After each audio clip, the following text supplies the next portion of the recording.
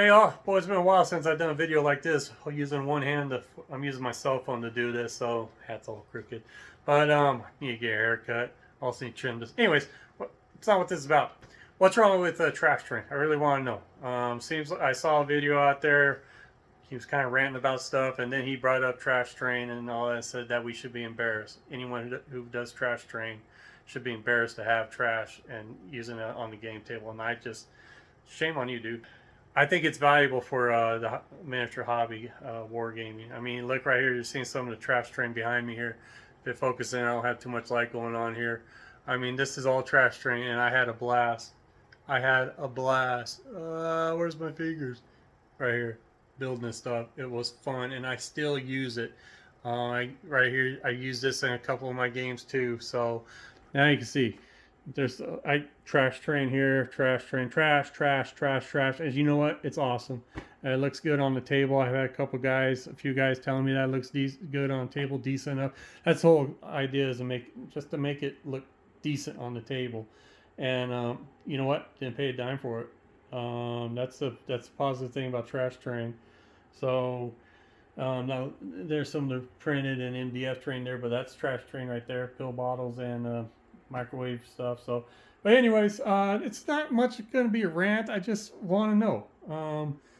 I've been only in this hobby since what, I was a late bloomer. I was 45. I'm 50 now. It's only been in for 5 years, and I enjoy doing this kind of stuff, and I think it's great.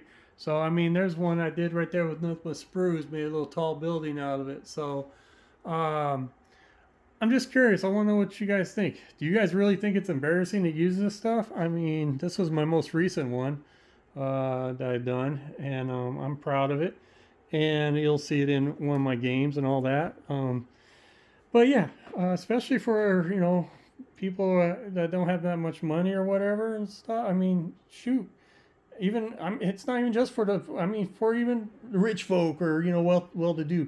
This is a good way to utilize free stuff and put it on the table and all that. So, and I just think it's part of the hobby. So anyways, as I babble about this, I'm going to show you a box and 2 boxes that I keep of trash. And no, I don't have hordes of it, so don't start the Sanford and Son song or whatever, because I don't have a junkyard or anything. So, but I just take some of the stuff because that I think is interesting, and I'll use it for later on and stuff. There's one little dinosaur. I plan on doing a little dinosaur game. That's from a Jurassic Park model kit there. So the part where that guy got in the car trying to take off, and I think did his little thing, did all spit that stuff on him. But anyways, all right, getting off track. Back to, but see right there, I built that thing. That's foam board. That's scratch built kind of stuff. So, all right, back on track. I'm gonna turn around and we'll get to the boxes here. Now here's my big box I put in. I just get one of these from Home Depot. It's like 12 bucks. One of these big old, I call them the bumblebee bins.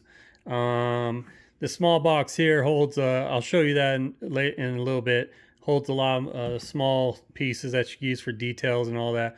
But yeah, you're looking right here. I already made one a long time ago, but I got one primed up, and I got 2, 3, 4, 5 more.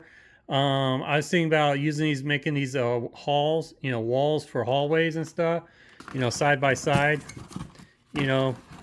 one here, one on that side, and make it part of a dungeon crawl or something like that. So as you can see, I got one other little microwave bowl here that I put on, microwave, whatever you want to call them and stuff, plastic here, that I was starting to build on it, and I lost a little bit of interest on this one, but I'll get back to it. These I'm starting to look towards making them for 15 mils instead of 28 mils, and I just have more of this stuff. Now I don't save every single one. I'll keep 1 or 2 or maybe just one of each, and go from there. And sometimes I'll look at this stuff and I'll be like, I'm just not feeling it, and I'll just throw it away. Neat thing about trash train, huh? Especially after you build it and you use this a couple times and you're kind of bored with it. I love these blister things because, man, you look at these, could be like little consoles you step up to, and it could be like a little war room thing, kind of whatever and stuff. But great scatter terrain and all that. But and then this is found this while I was out working. This is actually Arizona screen room screening, and you pull it apart, and it's great for fencing and all that stuff. So I love it. So that's good enough for a long time now. You see a little bit of foam board stuff in there. Got this stuff right here. I got this right here. Here, I'm doing this all with one hand. Hopefully it doesn't fall over. These are Zombicide, the old Zombicide markers to their cardboard to the characters. They have skulls on them, and eventually when I come up with some other stuff for like fantasy, I'll take those skulls off and put them on stuff. Trash Train. These are great. These are your Gillette razor holders. Dude, just from this way, you could place it this way or this way. Put a little top to it, and it could be like a little hovercraft, a 1 or 2 man hovercraft thing, just for sci-fi. Just, I think that's really cool, and you add stuff to it. I keep a couple of these toothpaste caps because that screams turbine right there. Turbine engines. That's what that screams for sci-fi spaceships and what have you. Put them on the end. So I save a couple of those, and it's just a lot of little doodads in here. Like I showed you about the barriers, the cement barriers from an old resin printer.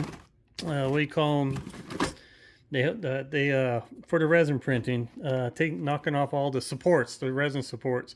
Here's another one. You can make a little dome and make it into something, whatever.